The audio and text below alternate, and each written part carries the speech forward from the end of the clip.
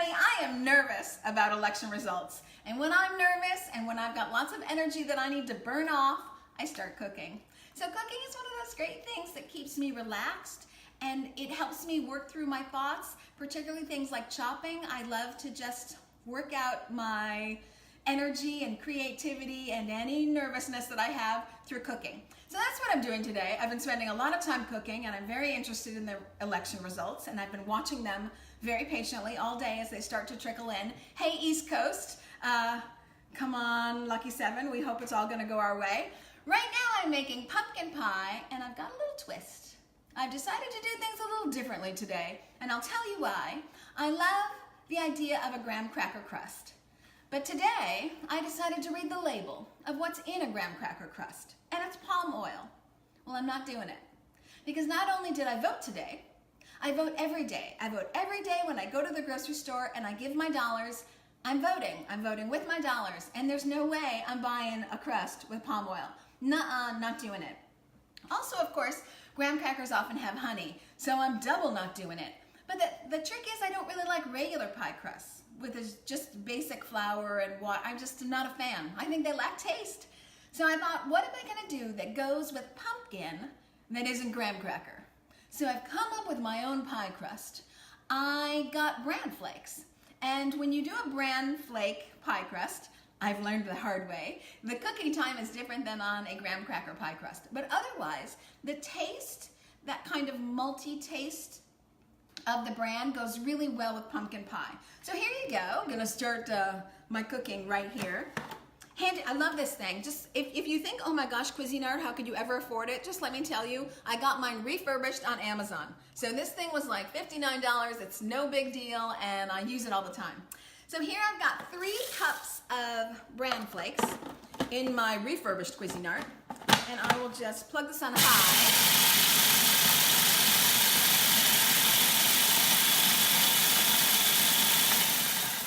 I'm trying to get it to be crumbs, and then I take this and I put it in my handy dandy bowl, which already has, you can kind of see here, which already has brown sugar. And so I've put a half a cup of brown sugar in there, and now I'm going to pour in my my bran crumbs. And then I'm gonna put in some, look this up here, oh my gosh. I'm gonna put in some vegan butter, because I love vegan butter and I wouldn't have it any other way. And I'm just gonna pour this right in here. And I do that, which is wonderful. Oh, I'm sorry, I think I said a half a cup of brown sugar, but it's actually not a half a cup, it's a 1/4 of a cup.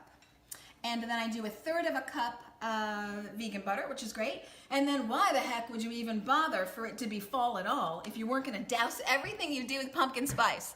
So I just douse things with pumpkin spice. I think my recipe usually that I follow, like if I have to write it down, says about 1.5 teaspoons to 2 teaspoons, depending on your taste. But I just go crazy. I go like this. I squeeze the bottle. I just want it in there. I do a lot. So do it to taste, but personally I like it. And then I can never have enough cinnamon. So I do the same thing here. Sprinkle on some cinnamon.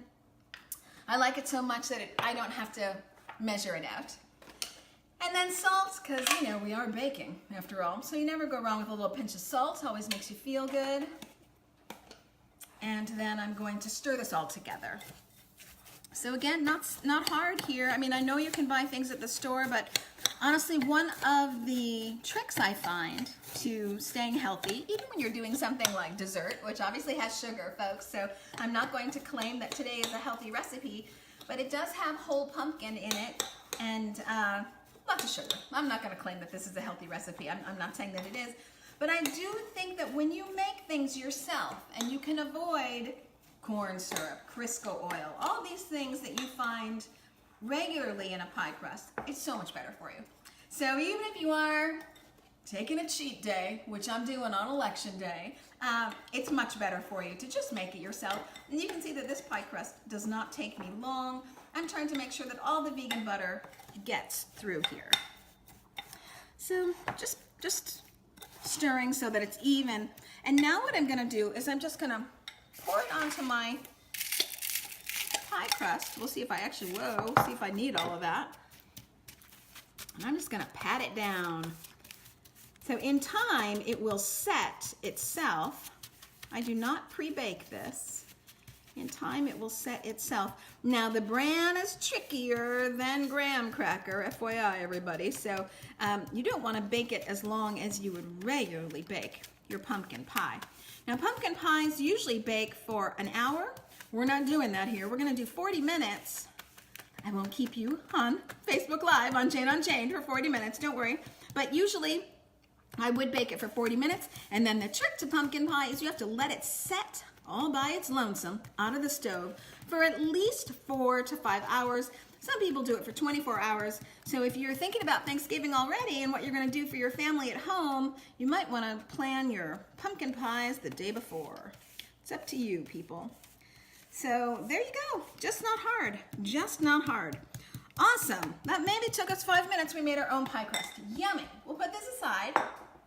Put this aside. But I will not put aside pumpkin spice, cinnamon, and salt because they're going to go in our next stage. So I'll bring out my handy dandy blender. Put this in here. All right, folks.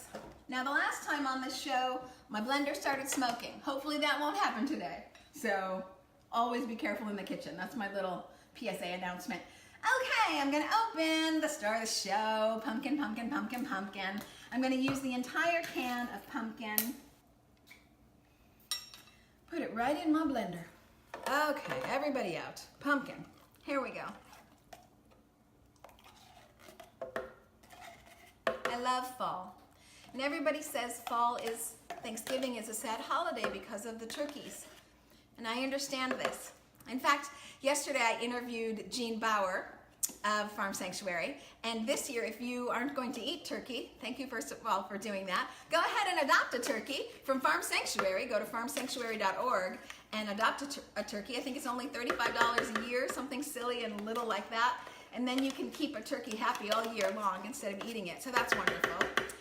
So some people say that Thanksgiving is a sad holiday for them. But I gotta say, I really think that Thanksgiving is a super happy holiday. And here's why. It's not just, you can see I don't want to waste any food. Like I scrape the bottom of the bowl, really. I just don't want to waste any food. That to me would be a big fat no-no. So scraping everything I can out of this. I think it's kind of a happy holiday. And the reason is, if you put turkey aside, everything else at the table is vegetables. So I make a huge Brussels sprout salad, which I'll do next week on this channel. And then I make stuffing that doesn't have meat, and I make butternut squash soup, and I make a cranberry and nut brown rice dish. And it's all about harvest, it's all about the earth, and I think it's a holiday that really highlights vegetables. So very exciting. Here, I should tell you, whoops, I'm talking too fast. This is coconut milk. And I've got about 3/4 of a cup of coconut milk, and in it goes, people, just right into the blender. No big deal there. Now, you gotta ask yourself when you're doing this, do I have a sweet tooth? Because if you do, then you wanna follow this recipe as I have done, because I have a sweet tooth. But if you don't like your things super sweet, you can cut back on the sugar. So here I've got 1/2 cup of brown sugar, in it goes. And now I'm gonna do 1/4 cup of maple syrup, and maple syrup I think goes great with the bran flake crust, but again, you can cut it back if you would like.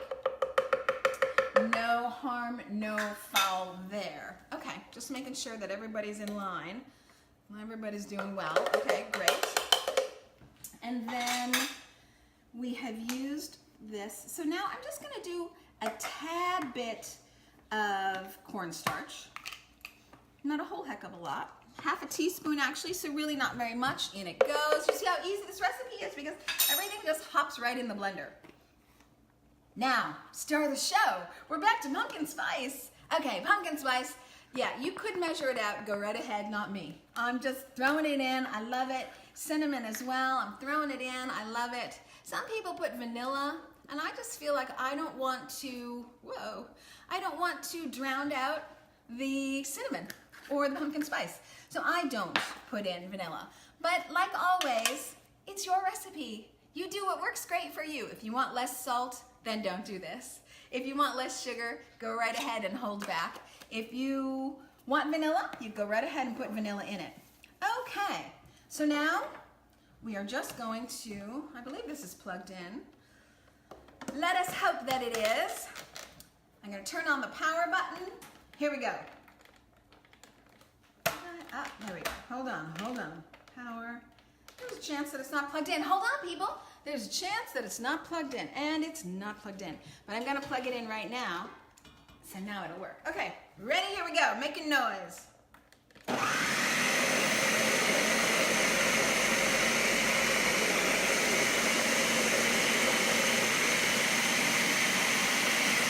it's looking pretty good. This time it didn't smoke, which is good.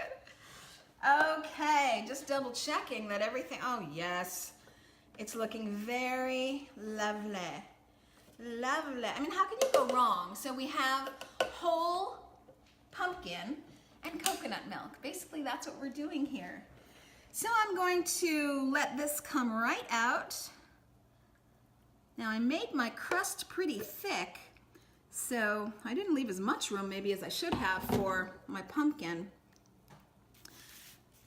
I'm going to fill this with more pumpkin. I think it can take more pumpkin. Ooh, stay in the lines. Okay. Yeah, I think. So one thing that I like to do, I know a lot of people like to top off their pumpkin pie with whipped cream. Personally, I've never been a fan. But I do like to take sprinkles of the pie crust and put that on top, to give it a little crunchy at the end. Crunchy finish at the end. I happen to like that. But I know the holiday tradition is whipped cream. And of course there are many variations of vegan whipped cream. So that should probably be enough. Let's see where we are. Or of course you can make your own whipped cream, like I say. It's always better if you don't really buy the product from the store, but you make it. I know that means time for sure, but it also means that you're going to not have a lot of preservatives. So I'm just going to give a little bit more. Take this out. I've got more pumpkin and I hate to waste, so I'm just going to use a little bit more right here. In fact, I'm going to finish this off. Okay, no waste going on here. And of course, if I were 12, I'd be licking the bowl because I know it's super good. So that'll be another show. On another show, I'll just do bloopers of when I'm licking the spoon, but today we're not doing that. Okay, we basically have pumpkin pie. So I set the oven on 375. And I'll bake this for about 40 minutes.